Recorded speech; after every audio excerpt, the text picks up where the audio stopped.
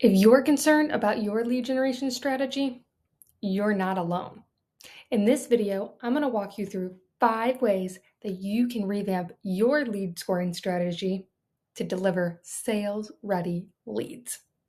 I'm also going to walk through how to set up lead scoring in 2 systems, HubSpot and Monday.com. Let's dive in. The first way to revamp your lead scoring strategy will be to incorporate engagement data for real-time insights. These can include website interactions, email interactions, social media activity, and event participation. Next, you want to make sure you're using demographic data to identify fit of the lead.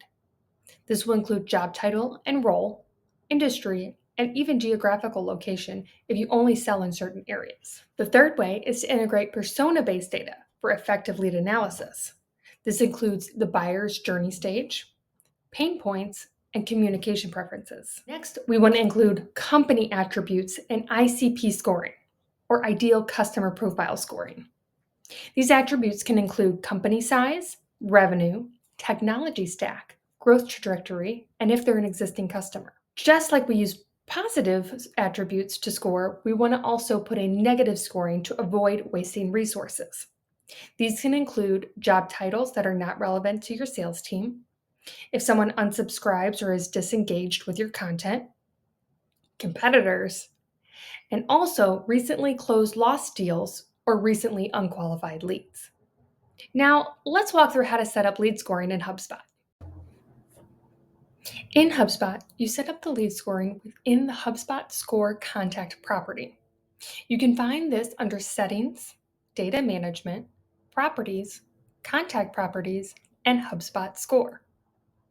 Within the Field Type section of the editor, you will add your positive and negative scoring criteria.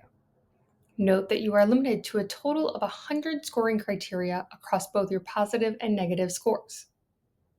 When setting a score criteria, you will first set the total point amount you want the criteria to assign. In this example, we are using 100 points.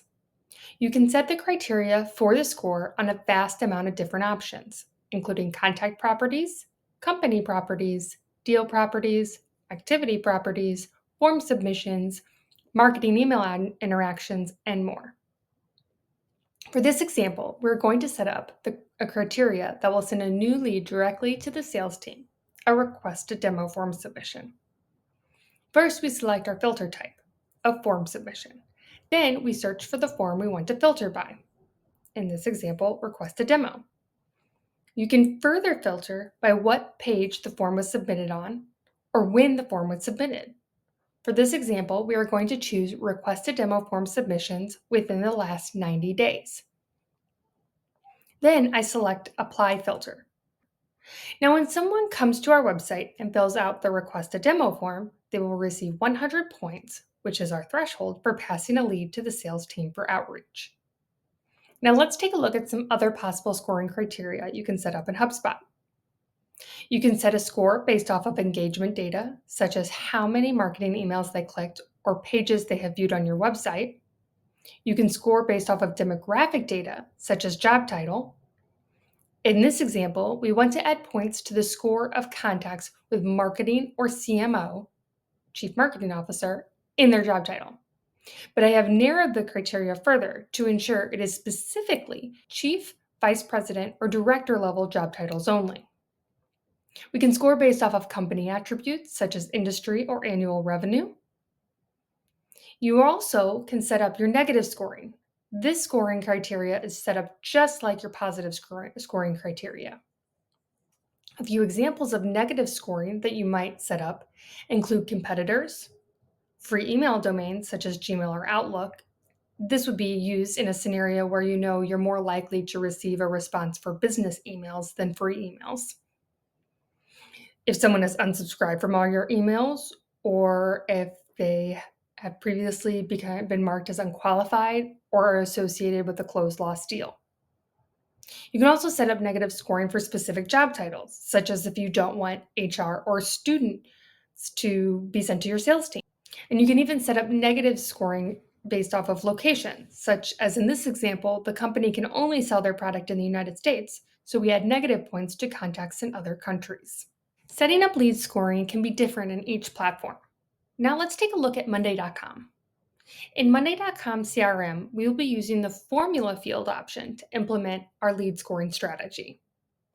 First thing we want to do is to make sure we have added all the fields to the CRM that we want to base scoring on, such as job title, industry, whether the lead is a decision maker in the purchase process, and if we've integrated our website data into the CRM, such as how many times the lead has visited the website. Now, to calculate lead score in this CRM, we need to add in a new formula field. We'll click the plus icon to add a new field or column. And then we need to select more columns and choose formula as our option. Now, this process is more manual than, say, in HubSpot. We have to write the formulas for each scoring criteria. To start, we want to expand the functions category and choose the if function. Then we type in the name of the field that we want to set a score for. In this case, we are going to choose the field of title or job title. Next, I'm going to put an equal sign, and then in quotation marks, I will put the criteria I will be scoring on, which in this case is if the job title equals CEO.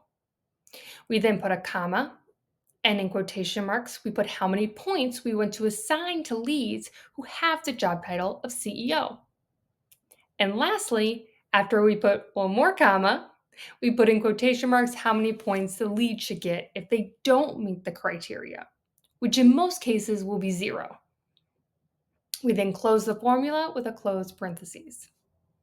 We do this for each criteria we want to score on.